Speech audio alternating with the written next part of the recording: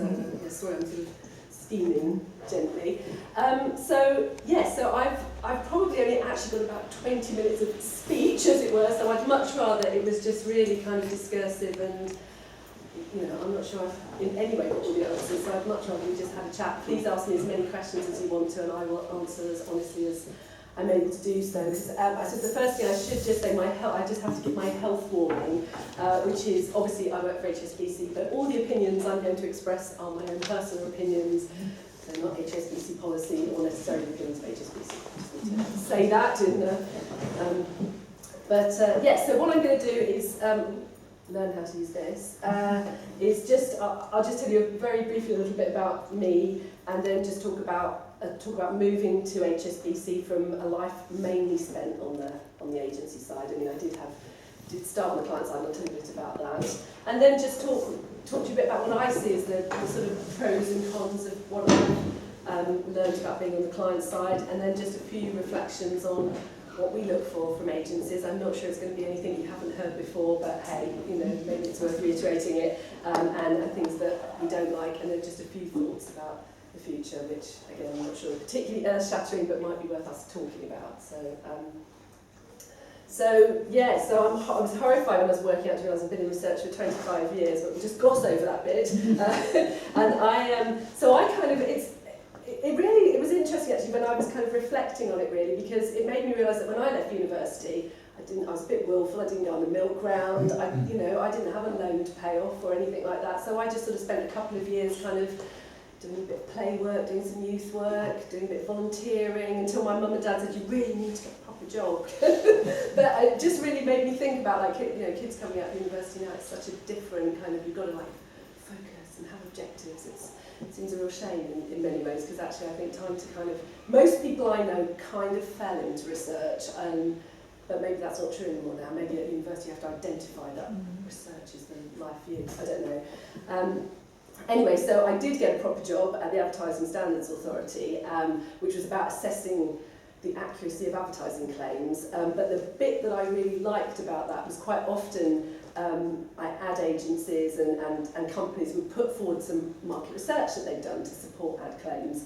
So that was kind of what sparked my interest in research, really. So I managed to get a job at Abbey National as a kind of junior research exec, and then this is quite funny really, because my life of companies deciding to leave me and go and move outside of London started, because I'd been at Abbey National for about 2.5 years. I was loving it, really enjoying it, and they said, oh, we're going to move to Milton Keynes. So I was like, okay, so I'm no disrespect for anyone who doesn't live in London, but I'm kind of a London person, so I was like, right, okay, well, no, not to worry, I can get another job.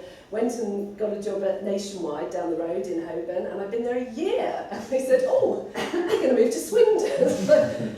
Okay, great, maybe it's time to do something else. But anyway, just to fast forward 25 years, I've been at HSBC for 2.5 years, and they've said, oh, the ring-fence bank will be moving to Birmingham. So basically, unless you want to move out of London, don't follow me anywhere I go for a job, because it was just couldn't make it up. But anyway, so then I spent, I guess, 20 odd years in research agencies. So mainly everyone's worked at NOP, I think, or GFK as we call it now, as NOP when I was there. DVL Smith for a year.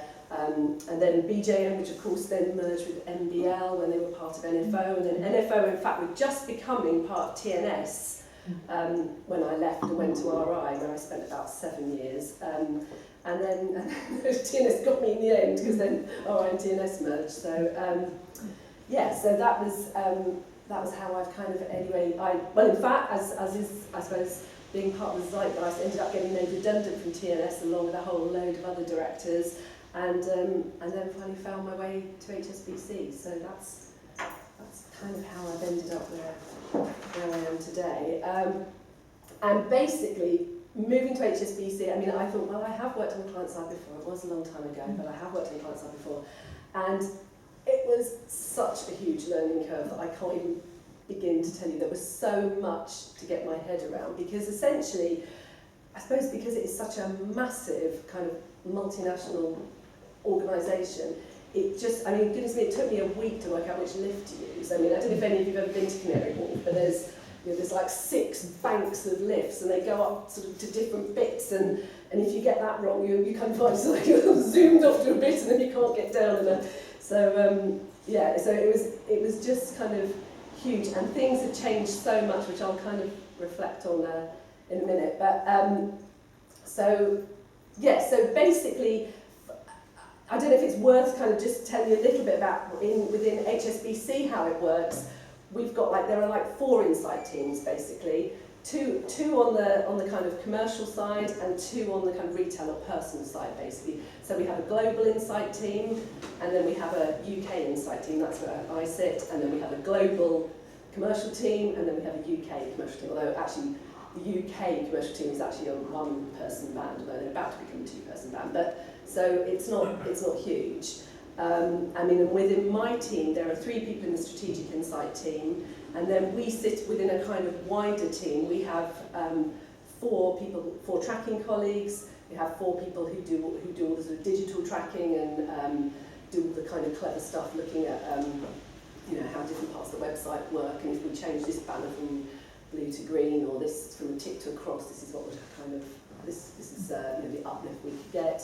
And then we have the marketing effectiveness people who basically do all the kind of clever econometric stuff, looking at kind of how successful that ad campaign was, or that DM campaign, or whatever it is. So we're kind of part of a kind of broader, kind of very kind of connected team. So that's kind of how it works. And as you can see, my job sort of sits across just a whole, it's kind of a bit of everything, really. I mean, interestingly, our team used to be part of what's called customer value management. And basically that's the team that looks after kind of products, propositions, customer experience, that kind of thing. But 3 years ago, we were kind of moved into the marketing team, so now we sit within the marketing team.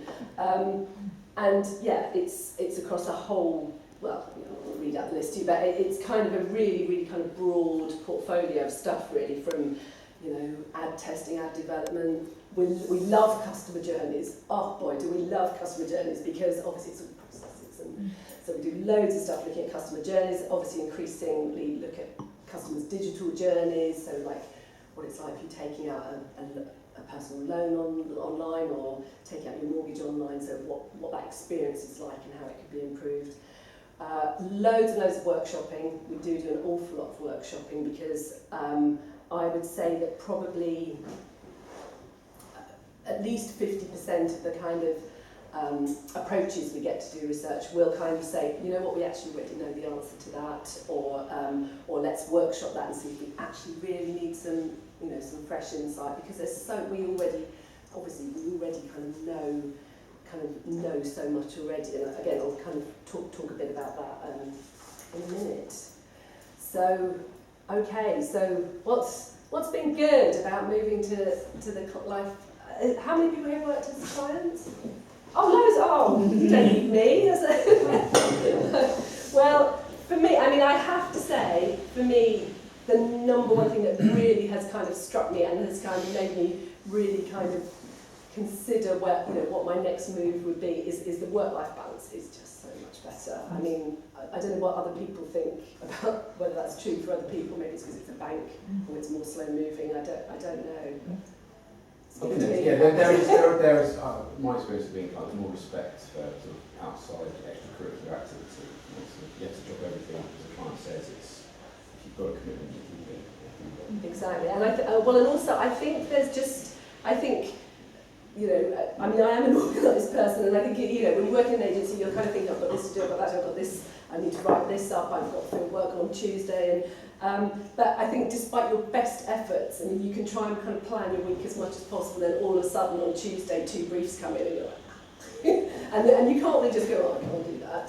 Somehow, most of the time, you've just got to do it and stretch the time out and make it happen. And whereas actually, I found as a client, you're so much more able to set your own deadlines and to push back. I mean, yes, you can push back on the you know, as a supplier, but it is harder, and it's, you know, it is hard to say, well, I can't have that proposal with you by Wednesday, when you know that the other 2 potentials probably will do that. So it's just, I think it's just that, you know, that's really sort of struck me. And also, I mean, well, I suppose I'm sorry, I should have said earlier, I started off as a qual-quant person, but quite swiftly morphed into basically a qual-only person, because that was definitely where my kind of, I suppose, talents and interests lie.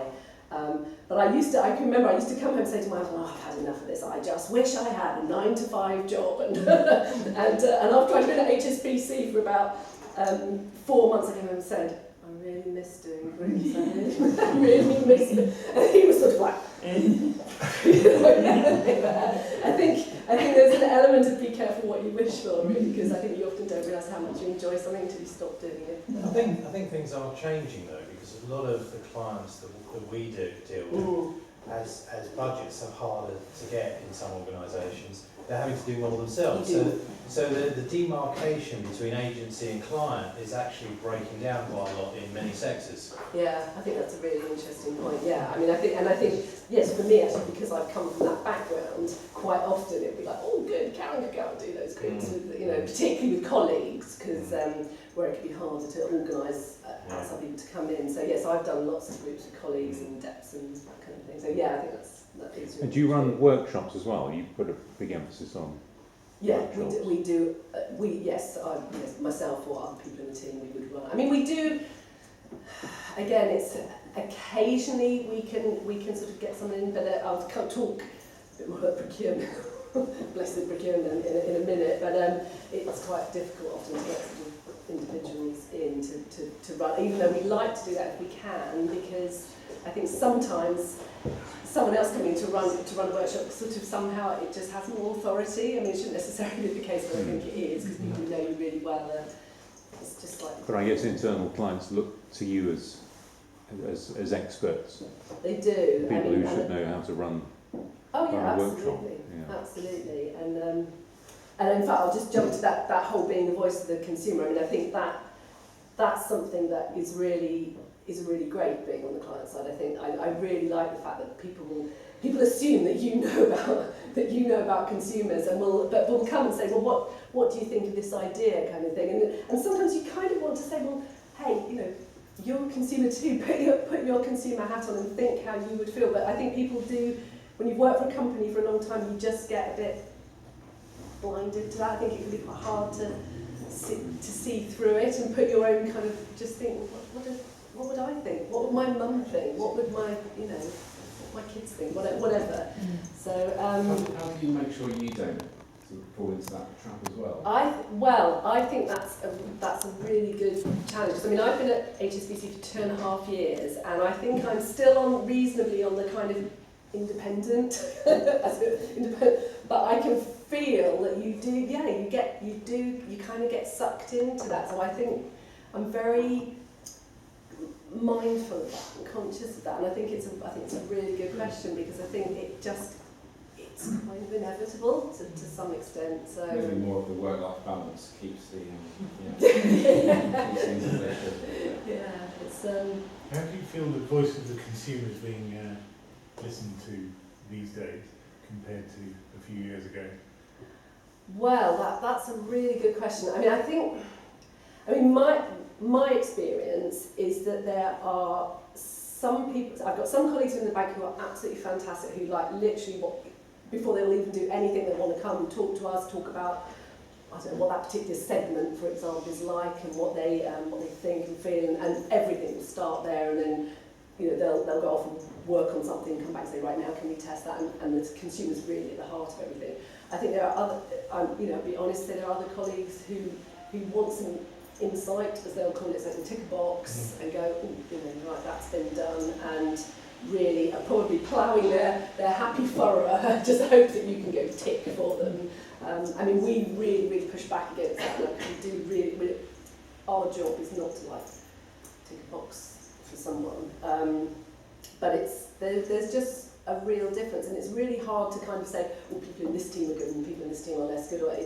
It's very variable. I think it depends on people's backgrounds. I think it depends on their experience, whether how long they've been in the bank. So it does really vary. I think is the answer to that. And well, as you know, we have a kind of parallel career in certain senses. That for a lot of that time, I felt that no matter how you deliver the information, it never quite gets into the decision making in the way that you would like it to. And as an outsider, as I'm usually being a supplier and I have worked on the client side, tremendously difficult to effect that change from the outside. I completely agree. Yeah. I mean, there's a few things I wanted to sort of say about deliverables, which I was kind of say in a minute, but it's that same frustration is still true as a client. Because jumping ahead of myself, but I mean, in conjunction with an agency, I do a lot of work for sorry, I should have said, I work for HSBC encompasses both HSBC, First Direct, and obviously M&S Bank.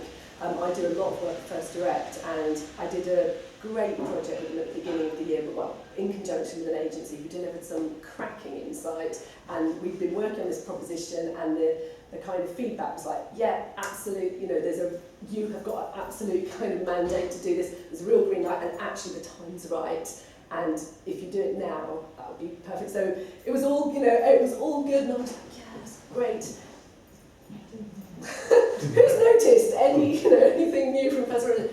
It's just gone into one of those kind of black holes of kind of looking at the financials and looking at the IT and it's enormously frustrating because we've all got objectives, but my objectives are all about showing that you had action was taken on the back of your deliverables, and I'm sort of like, I couldn't have done anything more. It was such a great presentation, loads of lovely videos of people going, yes, I love it, and it's just so it's the same old. Yeah, similar experiences.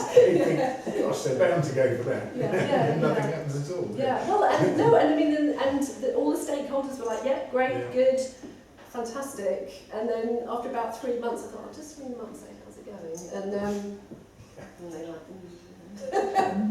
so it is frustrating. One question, you said it's in a marketing department, or the We're part of the marketing department, yeah. Is it staffed by marketers who know something about banking, or bankers who know something about marketing?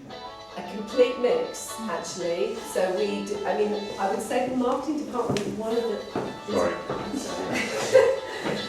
The marketing department, I say, is that we tend to have, I would say maybe 40% of people have come from a marketing background, and it's interesting, so come in, work for the marketing department for 2 or 3 years and move on to the next role.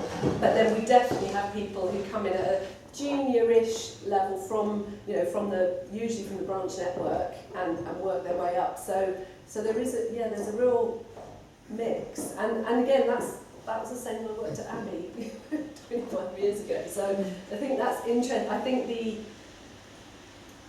I don't know how to describe it. I don't want to say lack of professionalism because people are enormously professional, but it's not always seen as a those sorts, like marketing, is not always seen as a specialism in the way that I personally feel that it ought to be. So, yeah. Thank you.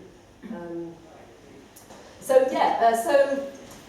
it is, well, so is it just as a job? Yeah, obviously, I suppose it kind of goes without saying, but there is an enormous sense of satisfaction when you see something all the way through, from beginning to end, because certainly I remember when I was in agencies, even with clients that you had a really good relationship with, actually, there would still quite often be a kind of like, right, well, thanks very much, and bye. And obviously, if you had a really good relationship, you would manage to kind of keep up with that. But quite often, you wouldn't be until you sort of saw the ad and you'd go, oh, I went on that, or till you actually see something come to market or whatever. So actually, kind of being in there and being really absorbed in that is enormously satisfying, I think. Accessing that, having that wider view now. Again, maybe I just had a bit of a rubbish experience in agencies, but I often found that there might be 1 or 2 people who were chosen to go off to the neuropsychology lecture or whatever, whilst the rest of you had to get on with the work kind of thing. So one of the things that I love about being on the client side is sort of actually having the time and the space to really get a bit more, up to speed in behavioural economics, or we spend a lot of time looking at future trends, I suppose unsurprisingly.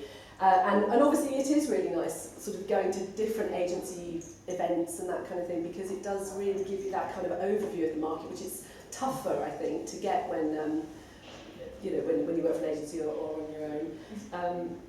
So is that linked to a stronger emphasis in the client on personal development than in agencies, because my experience, which is a couple of very big clients and lots of small agencies, is that on the whole, market research agencies try to do personal development and training, but often it's sort of swamped by the need to get proposals out or finish projects. And in big client organisations, that's professionally managed, and you do get more resources. Yeah. You go on more courses, you get more people taking an interest in planning. I think broadly speaking, I would say that certainly reflects my experience. There's just more time, because I mean obviously time is money, all that kind of thing. So in agencies you need to be doing work kind of thing. So and I think also then it's very much as a client, it's not just about, I mean market research is obviously a really key part of it, but we obviously spend a load of, obviously we've got this vast amount of kind of analytics that we've got access to, so obviously we spend a lot of time looking at that. I think someone asked a question about the extent to which we look at social media monitoring. I can't remember, is that Toby? Yeah. Oh, right, hi. And the answer to that is yes, we have an internal team who spend a lot of time, I think the internal team only look at Facebook and Twitter actually, and the kind of output tends to be fairly kind of, 73% of sentiment this week was positive versus, and then, so it's not enormously helpful. We've recently started working with an outside agency as well who have a broader kind of, they look at all sorts of blogs and, all kinds of, just everything that's kind of out there in the online world, and their stuff is more useful. But I think it's true to say that we, and I'm sure lots of other clients as well, are still struggling to really see how we use that, because often you'll see there's been a dip in satisfaction or something, and you'll go, well, I mean obviously HSBC's had a few kind of few less good media stories, shall we say, recently, and obviously the Twitter sphere goes crazy, but you don't need Twitter to tell you that people are upset about the tax avoidance issue, So I think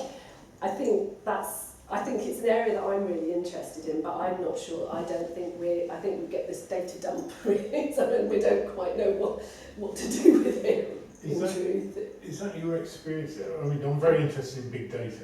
Yeah. I have been for a long time, not in terms of the fact that I'm using it, but the fact that everybody, there's a big buzz about how it's affecting everything. And that's my impression is that it's still at the kind of data dump level, or it's completely digitally focused, so they can engineer differential response to digitally presented messages. But much in the same way as when in my formative years of market research with direct mail, you could engineer a differential response which might be 0.05% to 0.06%, but nobody ever thought about the 99% that didn't respond, which was potentially a bad thing because you've potentially upset them. And it seems to me that we're kind of repeating the same errors in that way. I think I tend to agree with you, and I think because we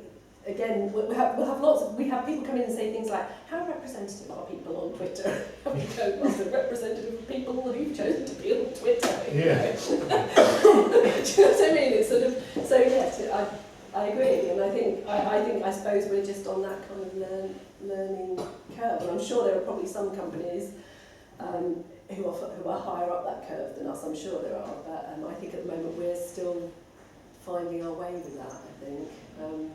And presumably still a rump of your customers who are in the analogue world and refuse to move from that. Yeah, still. I mean, it's moved a lot more than you think. I mean, 6 in 10 people just use online and pretty much don't use anything else. But I think that's kind of interesting. Okay, thanks. And I just wanted to briefly mention, I don't know, but we've got an online community. I mean, again, I'm sure lots of clients also have them, but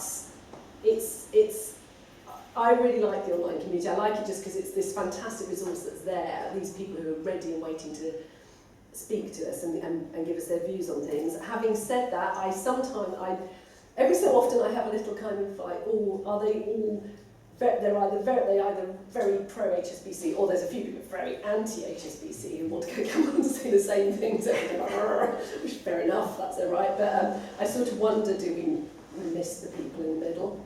I don't know, but it is a fantastic resource, and when I come on to talk about procurement and go, that's one of the reasons we love the online community, is that we have a yearly statement of work with them, which then we can just, loads of things can go in underneath that, and we don't have to get involved in the procurement. What type of customers do you have on the community?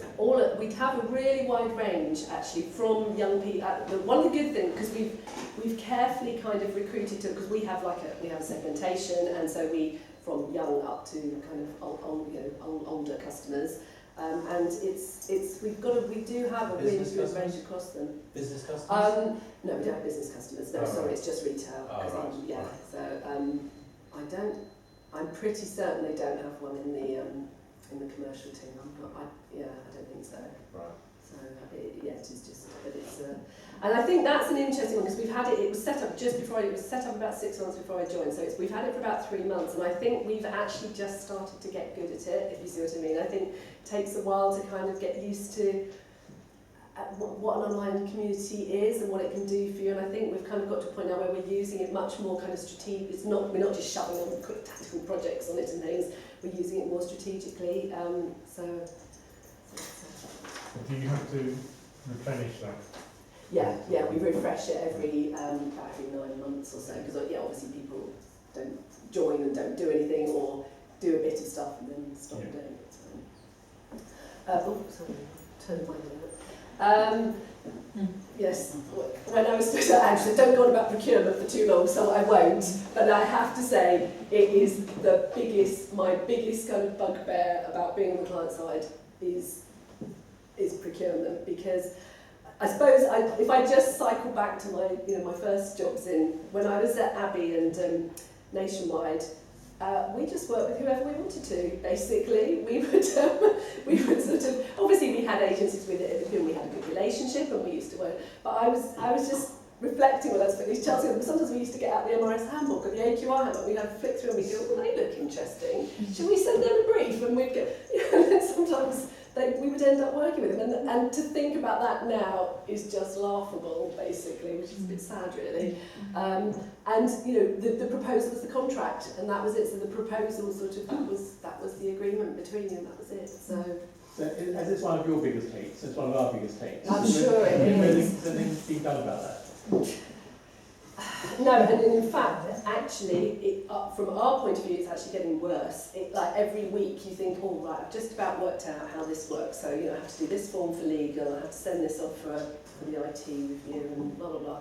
And then you think, well, I've got it. And another email will come around and says, right, now you also have to do blah blah blah.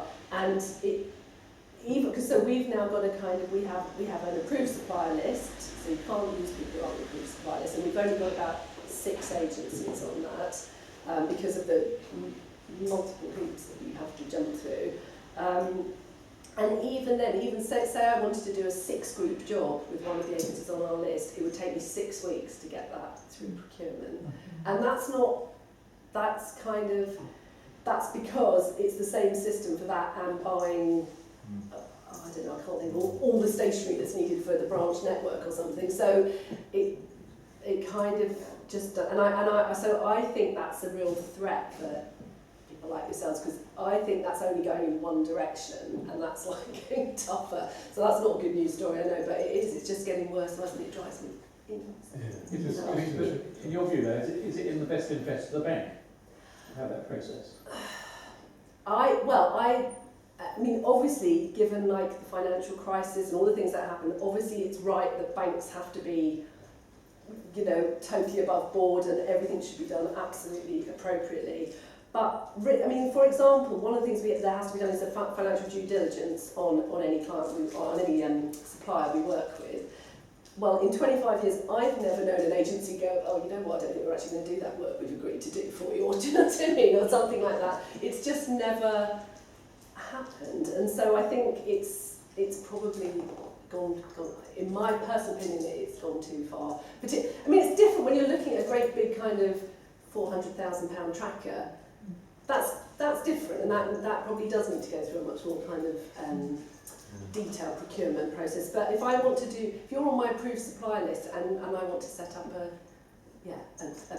6 focus group job with you, then I really don't think we need to go through all the checks and balances that we currently go through, in my opinion. And we push back, but it's a tough one. It's a tough one because it's a huge. Why does that take 6 weeks though? Because surely once you have a procurement process, it should be boom, boom, boom, and a preferred supplier list. It just. I know. Well, I haven't really got a proper answer for you. I mean, some of it is resourcing.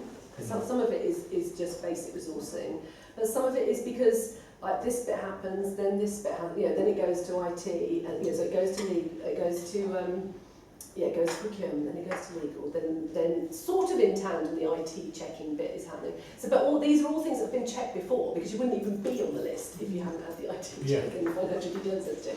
So it's So I haven't got a satisfactory answer on that one. It's still more of a process of checking out the supplier it's rather a than recheck. Yeah.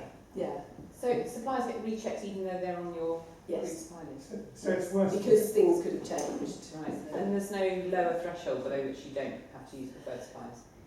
Not really. I mean, we can use something that's called a short form agreement, which is for so we can use agency. We can use an agency who aren't on the preferred supplier list, but we still have to go through a whole hoopla with them, and also there are certain if the supplier hasn't had an IT security check from us, then basically even if I just sent you an email, it would be encrypted. We can't send you stuff. So basically, say I wanted to send you the details of this new product, for example, even though you've been NDA'd, I still couldn't send it to you through the. So we've been in a couple of, and the thing is, this sometimes results in things kind of going really bonkers because we've been in a couple of situations where we've had to hand people things in paper in meetings, and you're sort of thinking they're probably more likely to get mugged on the tube on the way home. This piece of paper's going to get lost, and someone's going to decide to, hack into your computer. But anyway. I don't want to labour the point, but who is driving that? Why is that a good business practice? I don't understand. I don't. Well, it's all arse covering, isn't it? It's people wanting to But make arse sure covering that isn't whatever good else happens, business they don't practice. get into trouble. I have to say I'm surprised that it's worse than dealing with government, because government is pretty bad. Once you're on a approved supplier, Which is tough, but yeah. which is a hell of a nuisance, it's actually reasonably straightforward. Yeah. Also, banks must know an awful lot more about me than anybody else actually. I think we're going to have to draw a veil on that. That's why you don't get any word there. But all I can say is I'm sure you've run. I mean, certainly when I was on the agency side, I've run into it and gone and if it's any consolation, it's just as bad, if not worse, being on the other side. I'm sure that's no consolation at all. But just a couple of other things. Again, I'm sure this is different depending on which client you work for. Obviously, HSBC is a huge multinational. It's like a great big tanker, and it. So if you even try to make a little turn, things do move quite slowly, and that's for someone who's come from an agency where you used to go, whoop, whoop, whoop, jumping, help, juggling loads of things, and it's something like, that can wait till next week. And just, I can just remember when I was on the agency, people sort of saying things like, it's going to take me 2 weeks to find a room, or it's going to take me 3 weeks to get into so-and-so's diaries, and I can remember all that, thinking, really? And then I'm like, oh yeah, really?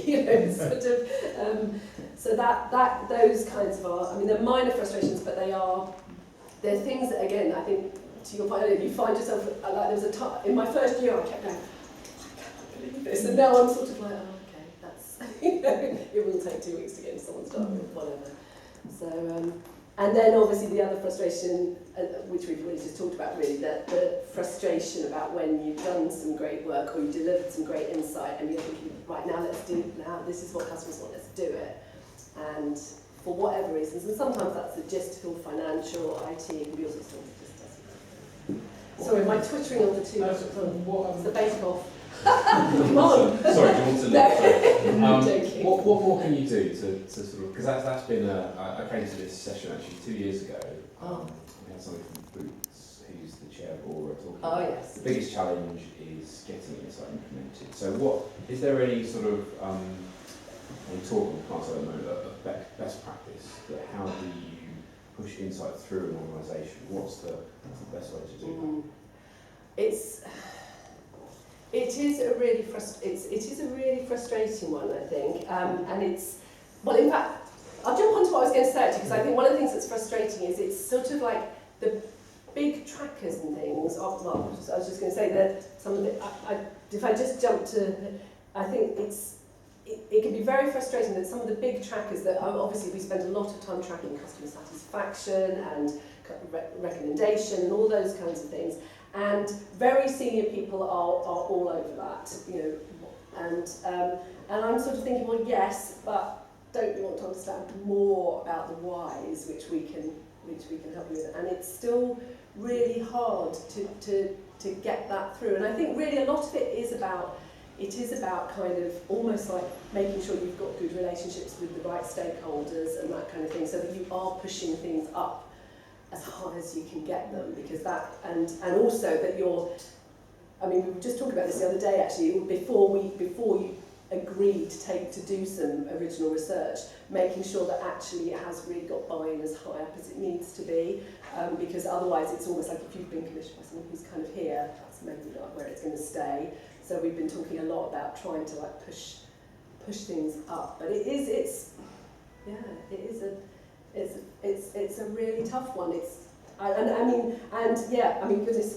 can remember this was being talked about 20 years ago, so I'm sorry that things haven't changed, but it is a huge frustration getting research up to the top table kind of thing. Do you think that's kind of an institutional problem, or do you think it's down to individuals? So, I mean, my experience in the past, you know, you've got a champion above you somewhere who really wants to use the insight, in fact won't do anything without it, then you've got a much better chance of getting your voice heard. Or is it kind of more structural in your case, where they have to go through a series of hoops themselves before anything can happen? I think that's a little bit of both, because I think we do, and as I was saying earlier, there are some people who are really bought into it, and if you're delivering some insight to that person, it's much more likely that it will be taken and moved on. But it is also true that you can have the greatest insight in the world, and if, I don't know, the numbers don't add up, or if, because I mean, it's interesting actually, because we did some work on, because this is in the public, we did some work on overdrafts about a year or so ago, and like customers were saying, like, it would be really great if we text people before they went over there and gave them a day in which to, and the sort of results came back. This was like, I can't remember the figures, but like X percent of people said yes. If I got to text, I would then do something to remediate, to put my account right, and it's basically, so that's been implemented, and actually the numbers are about double. So it's been. So that's just a really interesting in that, like, that's great. That's doing the right thing. It's great for customers, and it's been really good. The financials are like, wow, dreadful, because it's cost us far more than, it's left a massive hole. And there's a really interesting kind of just tension there between doing what customers want, doing what's right, what's right for customers, and doing the right thing. But actually, the research actually sort of was far more people than we predicted have responded to that initiative. So, sorry, that's slight, but I think that's interesting. Yeah. Is there a difference between HSBC and First Direct customers in how they respond to all these things you're talking about? Yes. I mean, anyone who's worked with First Direct will know that First Direct has a very particular kind of client base who tend to be much more kind of at the cutting edge, much more internet savvy, much more kind of open, and HSBC has some people like that, but it's a much broader church. So I'm asking because I'm actually First Direct. Yes. Yeah, one of those. Yeah. No, I actually asked the person on the other end of the line one day. I said, why is it that it's all HSBC, but you can do this and they can't. Something to do with mortgages at the time.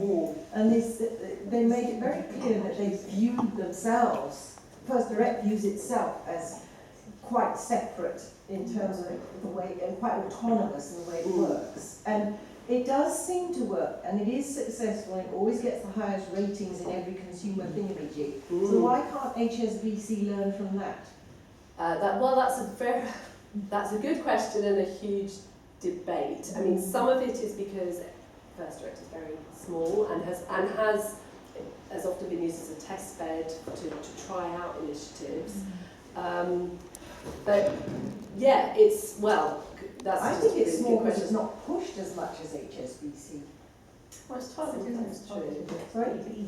Sorry? It's targeted. It's niche, isn't it? It's targeted at IDs. It's not mainstream.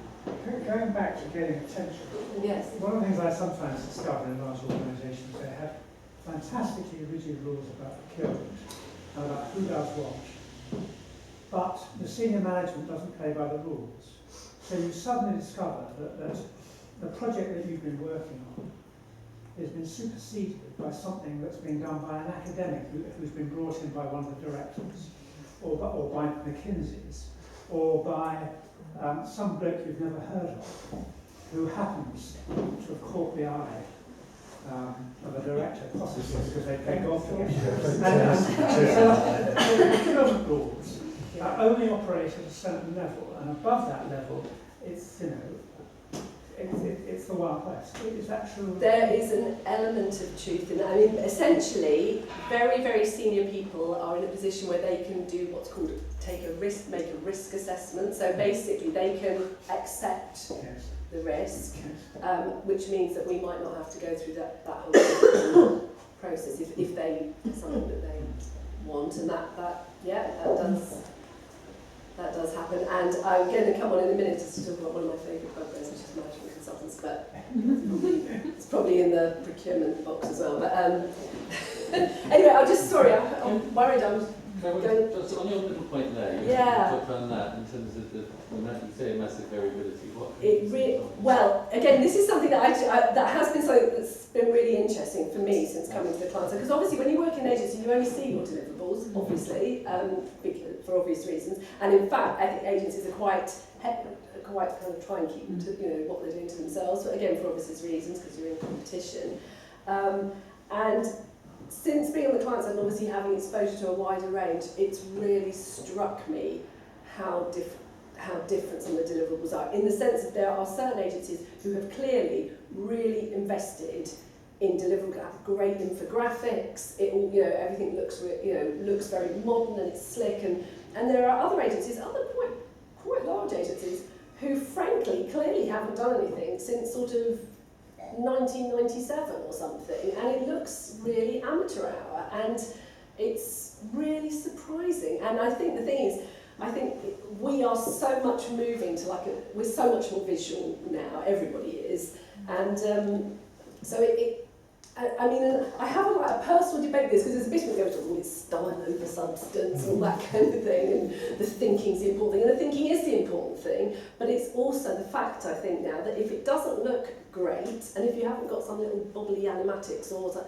then people are just going to not take it as seriously as it should be, and I don't necessarily feel that's right, but I think that is the case. So I think that we are definitely finding that if we want to get through, I'm not saying you have to have a video, but videos are really, and some great little snaps of talking heads or something, some really succinct, lovely looking short charts that have got some great little animatics or just nice infographics, just something, because we're used to everything we see around us looks so slick now. And I think honestly, if you jog up with your sort of the same PowerPoint charts that you were using 10 years ago, it's just, you are going to be judged by that, and it's not right, but it's what happens. And as I say, the variability is really strong. I mean, we've got one agency who I won't name, but one sort of, I would say, medium to large agency,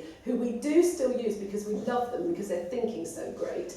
And honestly, their deliverables are they're shocking, you know, in terms of what they look like. And we keep reading back to them, would you please? And they go, oh, yeah. And you're like, oh no, it's those. Can you tell us who that is? No, no, I really don't. Well, I might tell you afterwards. I can't tell you anything. But you know, it is really surprising because it's. So I would just, and I think that is something that I would, if I were you, I would really, that's something that I, because you know, obviously you know that the debrief matters and you know that the deliverables matter, but I think they matter even more. Okay. Do you put that in your brief? Do you say we'd like bodily animatics? No, paraphrasing of that. We are increasingly trying to make clear how important the deliverables are to us, and we will always say something like we expect more than just PowerPoint, and we do because. And do you allow that in the budget? Because you can write a decent report in a boring format, and if you've then got to convert it, add video and that.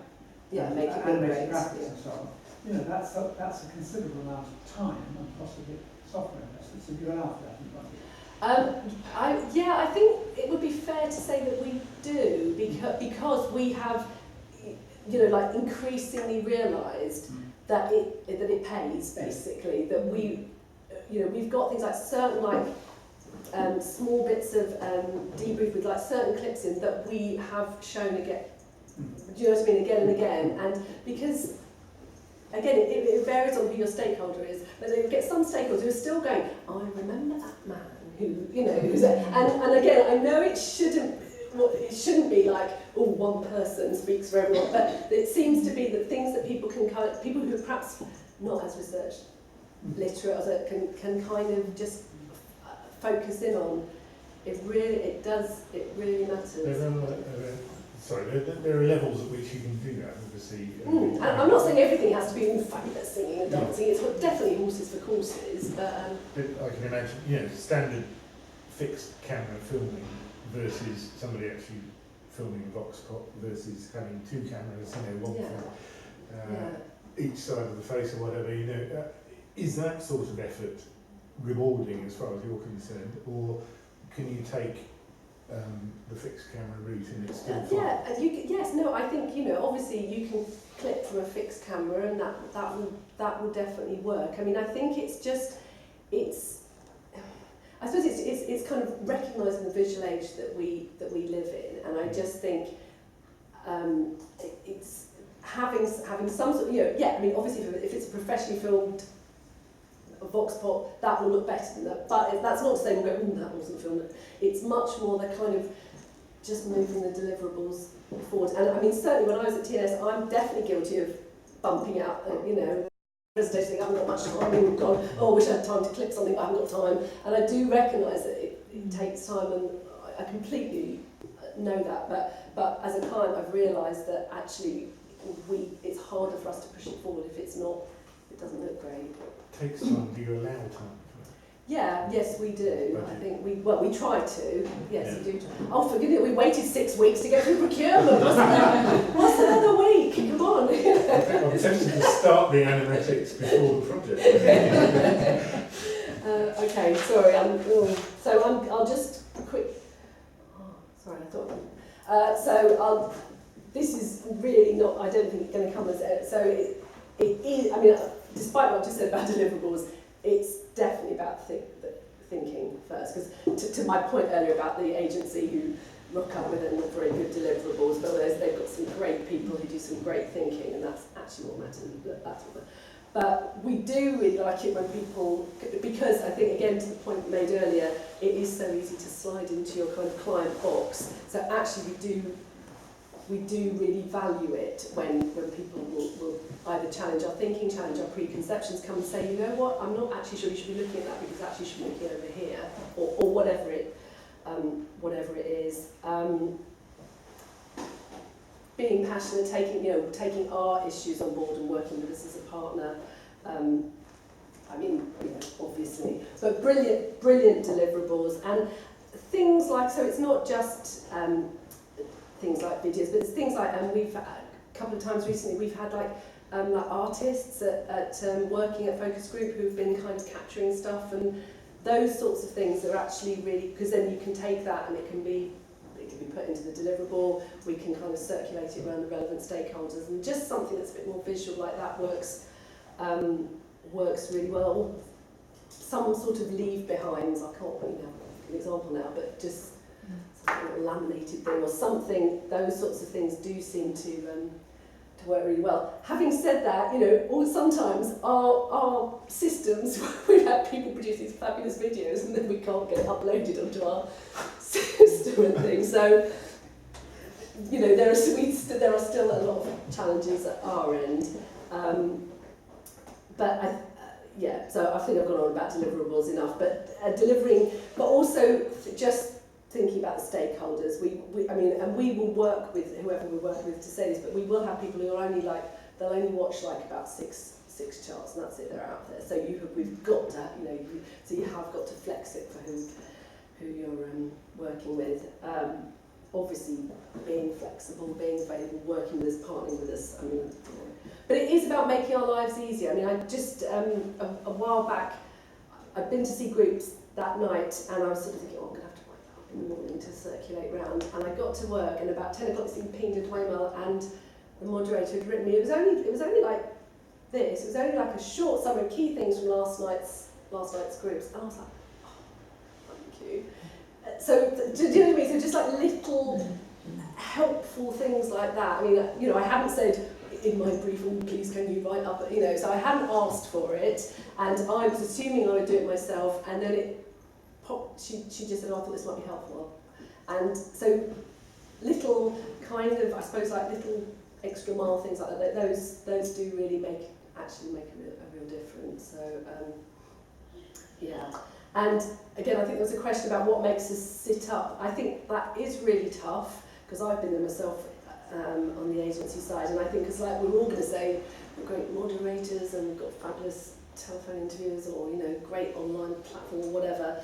And I think the only thing I could say there that what makes us sit up is probably a bit of proof of the pudding, if you can. Obviously, again, I completely understand lots of things are commercially sensitive. You can't share this great piece of work you did for someone else. But I think when people have come either with some case studies or there's been a couple of times when agencies have come with some self-funded research and just actually shown us what they can do, what this great technique or whatever can deliver, and you go, oh yeah, that looks interesting. Do you always ask them in for to pitch then for a project? No. Well, depends on the project. No, not always. No. So it can be just a paper. Oh yeah. Oh, for the proposal. Yeah, Yeah. No, definitely. Oh no, sorry. I suppose it was. I think the question that was put was more kind of what might make us sit up and possibly consider a different agency or a different supplier. Yeah. So I think but it is. I would also say we have definitely had people who've spoken at Aura or at other kind of events, and Monique, I worked with, has come back and said, oh, I saw this great person, I wonder if we could get them on a short form agree. So it is worth it. It's definitely about people and proof of pudding, I think. So, yeah. How much is on bottom line when you say about things like if you're employing what I think of as scribes, people who go into workshops and draw? Oh yeah. And the people I know who work in that field are ferociously expensive, because it's one thing to be a good artist, yeah. to have the kind of communicative skills to understand what's going on and put that in context. If you're doing 2 days of workshops and you bring one of those people along, certainly the guys I know who work in that field, you'd be looking at another couple of thousand on a proposal. So I just wondered how much loading is there on the strength of the deliverables versus the bottom line? I think that's it's a very fair pushback, and I think it is a horses for courses thing. So I think obviously for some things that would just not be appropriate. But I'm struggling to think of an example. But I think there are circumstances where I'll give you an example. We recently did some work on mortgages, and obviously we know tons of stuff about mortgages, obviously, but we'd in fact had someone from First Direct actually felt that it was time for them to just sort of update and refresh their knowledge. So we asked an agency we work with we just said we just want something, we really want something quite little, we don't want to spend too much money. And they came back and they suggested that we did 4 focus groups, but they suggested that they had someone come along to do the kind of... I think it put like another £1,000 or maybe £1,500 in the project. But I think for something like that, where we were thinking, well, actually, we do know quite a lot of this, so a lot of this is just about bringing it to life and moving it forward for the stakeholder. So in that circumstance, we were like, yeah, okay, that's great. That seems like a really good idea for that project. I completely agree. For certain things, it just wouldn't be appropriate. And as you said, blow the budget out of the water, and it just wouldn't be worth it. So But I think it's. larger, But I think it's. Well, not necessarily always larger. I think it depends on what's needed from the output, really. Because with this particular project, we did learn a few new things, but mainly we thought we're sort of going to know, we are very much updating and refreshing, so what can we do to move that forward and make it a bit more interesting and sparky, and so that was, in that particular circumstance, was a really good idea. So, yeah. Okay. Quick bit about what we don't like. Pretty obvious, really. It is just really annoying when people don't do what they say. Even just see things like, come in your back. I mean, I know it sounds really obvious, and I'm sure you all always do what you say you do, but there are people who don't, and you're just like, just do what you say you're going to do.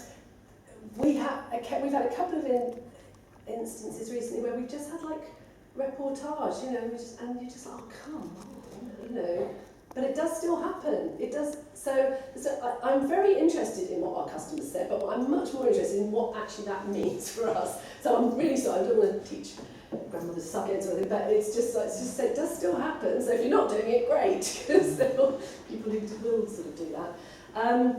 Going to other stakeholders behind our back, that is just, the thing is, I completely understand when you want work, you sort of think, oh, I know Fred who works in mortgages, maybe I'll give him a ring and say, wouldn't you like this? And nothing drives us more mad, and please don't do it, it's just so annoying. It tends to be more suppliers of kind of data things who do that, they're the prime offenders. But, be upfront. So we all know that things go wrong, we do things wrong, things go wrong sometimes, but we would so much rather just say, let's just be adults.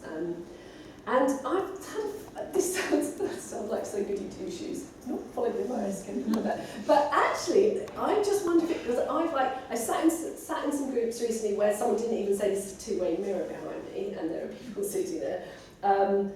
And I've also been introduced as part of the project team, and you're just like, no, you really do have to say that I am from HSBC, you do. I mean, it makes all our lives easier if we all pretend we all work in the same team. But we don't, and actually we do have to follow the code of conduct. And I'm sure you'll do, but there just seems to be a few instances recently where people, and I know like response rates are dropping, and it's hard to get people to do things and all that kind of thing, but I think we still have to follow the code of conduct. There we go, that's my rant of the day. So I've just got a last couple, God, I've gone on for so long, sorry. Just a couple of what I see as sort of challenges on the horizon, both for us and for, I think, you guys. We've kind of already talked about it, but in my experience, since I've been at HSBC, we've had a couple of instances where we've had some consultants come in and like looked at one of our trackers or something and told us what we should be doing, and we're just like, it drives me mad. But clearly, they are doing something. I'm really sorry if anyone's got a management consultancy background, but I mean, because in some ways you have to go, well done, because they somehow seem to be able to go in, as you were saying, get in at a senior level, and well, certainly I've seen a lot of instances, so and I think it is a threat, because they come and tell us what to do with our data, and you're just like, oh, excuse me, I know more than you do, but somehow you manage to sell it in better than we do, so I don't know. I think we've talked about some of the drowning in data, so I won't go on about that. I do think the whole issue around consumers recognising the value of their own data is going to become more, and wanting to monetise it, and realising that there's going to start to be more of a trade-off there, I think is a really interesting challenge. I'm not quite sure what the answer is to that, but I think it's just something to be conscious of and really aware of. And I think we just talked about like the value of analysis. As we were saying before, we've got this massive kind of load of stuff about what's going on in the kind of social network world, and what do we do with that, and how do we say to people, actually you need someone to mediate that and be a filter for that. You can't just take all this information and just go, you have to understand it and know what to do with it. I suppose we're all aware of declining response rates, but I was just really interested. We've actually just the last 2 nights been trying to do some telephone debt interviews with some of our personal loan holders, and people just don't answer the phone. And then I was getting really cross, and I was thinking, I don't answer the phone. If I don't recognise the number, I don't pick it up. So I just think for all of us, that's going to get harder, not easier. Deliverables, I think we've done to death, and I do think as we get into an ever more globalised world, an ever more multinational world, I think getting into client rosters and getting through that kind of procurement thing is just going to get tougher without wishing to end on a down note. Let's think of something more cheerful. But those were just some things that I've been thinking of as challenges. So that's it. I'm sorry. So if you were a smaller consultancy, as we all are here, would you even bother trying to put on your roster? Well, I think I would definitely look for the smaller client who's going to be able to use you, value what you do, and not have all that horrendous procurement stuff, because I think that's just going to get tougher. So I think trying to get through that. But I was just sort of thinking, are there ways that you can network? Are there ways that a sort of network of you could, and that kind of thing to sort of get through that. Do you think that procurement departments would accept that, a sort of a network group against, I think my experience is their view is, here we have an agency that all work together. That's kind of what we can understand. But this other thing represents risks to us, because therefore we've got lots of individual businesses. And I just wonder, in everything you've said there, are you effectively saying that in terms of the future for independent consultants, that really for the large multinational clients, that we don't have a role in the future? Obviously, I mean, I can only speak for the financial sector, because I do think it's different if you're, and I don't know, but I mean, I'm thinking if you're Unilever or someone else, although I know they've got a procurement department, I think a lot of our issues are all to do with kind of data security and all of those kinds of things, because obviously because we're talking about people's banking data and all that kind of thing, the bar is set so high, even though what we're talking about is actually sending you just an outline of a new product or something. I don't know, so I think it's probably, and I don't really know the answer, but I think for larger non-financial clients, I wonder whether there's still more viability, because you just haven't got to jump through, so, I assume there's the procurement issue. I belong to another group and there's a lot of clients belong to this, and I'm hearing the same story. Yeah. And I'm just kind of wondering, well, what is the role? And even if independent consultants are considered, if you're using just 6 agencies, and say you went up for a roster review and you had 30 agencies you're looking at, would you consider an independent consultant as one of those, or are you going to feel that restricts your options? Whereas you could choose 6 medium-sized agencies. I think the truthful answer would be that on a personal level you would want to, because often all the things I've talked about are things that I think you're more likely to get from an independent than in my experience. But things like the sorts, we have we have to have, there has to be all this IT testing, that would just, the investment would not be worth it, would just for an individual supplier would not be worth it, because even if we said, well, we'll guarantee you, let's say 30 grand's worth of work next year, which we wouldn't, because the bank would never do that, but let's say we did, it would probably cost you that to put in the firewall and that kind of thing. So I don't mean to be voice of doom, but I think my experience in the banking sector is it's just getting really tough.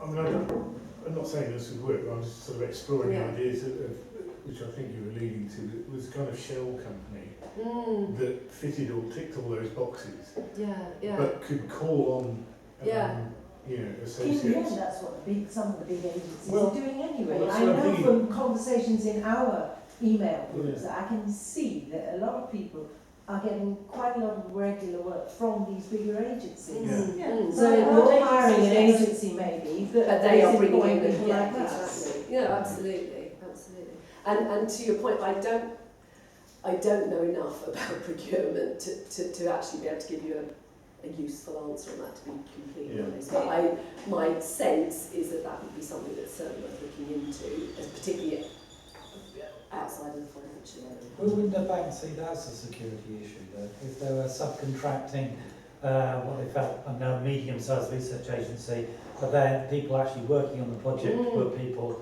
such as ourselves, where there's I'm really worried now. Yeah. I think about it, actually. There are plenty like that. Yes. I know, but actually now I think about it, that Almost makes me certainly think, your data is going down to recruiters, for instance.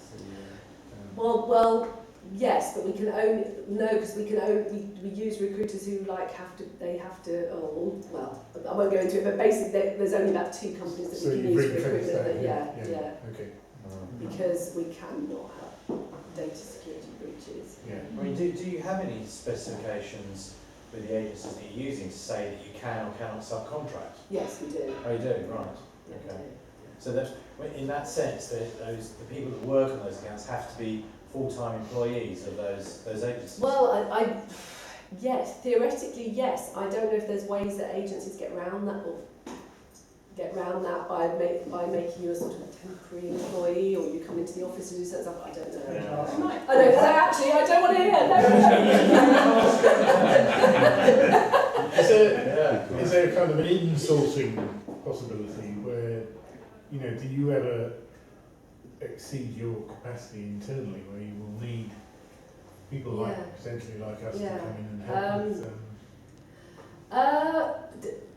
that hasn't happened. I have to say, with the move to Birmingham, I reckon it could be a real and genuine threat, because I think that is going to be a real, for the whole of the bank, I think that's going to be a really big challenge, because although there's a very generous relocation package on offer, asking people to up sticks and move to Birmingham is a big ask, and so I think that's going to be a very interesting time. So. Anyway, I'm sure you've had quite enough from me. It's a wonderful city, I'm sure. Yeah.